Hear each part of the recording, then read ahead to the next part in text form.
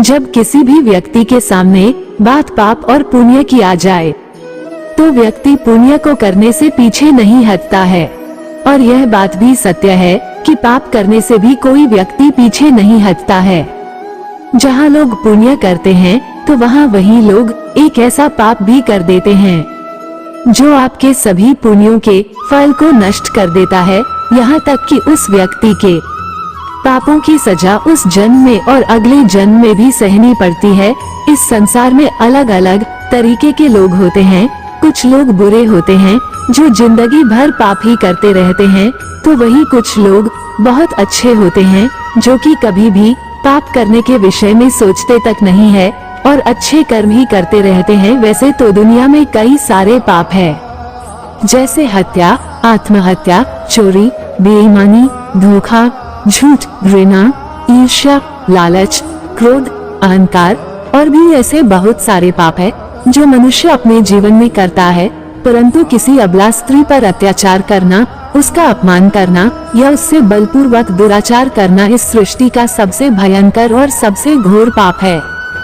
इसमें सबसे बड़ी बात तो ये है कि अन्य सभी पापों का प्रायश्चित किया जा सकता है और उसके अतिरिक्त इन सब पापों में माफी भी मिलने की संभावना है, परंतु इस पाप के लिए आपको ना तो भगवान माफ कर सकते हैं और ना ही इसका प्रायश्चित किया जा सकता है। ऐसा सिर्फ हम नहीं कहते बल्कि हमारे धर्म ग्रंथों में भी ऐसा लिखा गया है।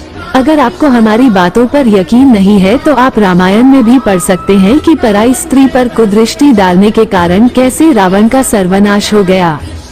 किसी अबला स्त्री पर अत्याचार करने की वजह से महाभारत में कैसे कौरवों का समूल विनाश हो गया था। महाबली बाली का अंत भी पराई स्त्री पर कुदृष्टि डालने के कारण हुआ था। केवल यही नहीं, ऐसे और भी हजारों उदाहरण है जिससे साबित होता है कि जिसने भी किसी अबला स्त्री का अपमान किया है उसका इस दुनिया से नामो निशान मिट गया है। जो व्यक्ति किसी औरत की इज्जत से खेलता है वो इस दुनिया का सबसे बड़ा पाप करता है। विज्ञान के अनुसार नारी शक्ति ऐसी शक्ति है जिसका अंदाजा लगाना बहुत ही मुश्किल है। नारी को संसार में सबसे भी ज्यादा पूजनीय माना गया है। नारी का अपमान पूरे ब्रह्मांड को बर्बाद कर देने के बराबर होता है।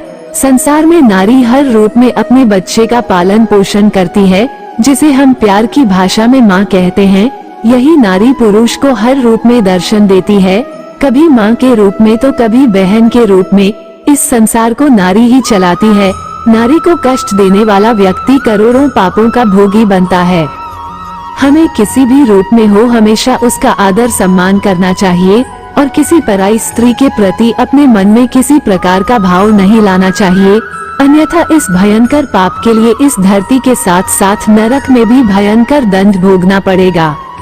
भगवान श्री कृष्ण ने भगवद गीता में कहा है कि जो व्यक्ति नारी की इज्जत करता है उसे इस जन्म में और अगले जन्म में कई करोड़ पुण्य हासिल होते हैं। वहीं जो लोग नारी की इज्जत से खेलते हैं, उनके साथ गलत व्यवहार करते हैं, तो वहाँ पूरी मानवता पाप की भागीदार हो जाती है और वह समाज भी उस गलत व्यक्ति के साथ कलंकित हो जाता है। इसलिए संसार का सबसे बड़ा पाप नारी का अपमान करना माना जाता है। इसलिए ऐसा करने से बचें और नारी की सदैव इज्जत करें।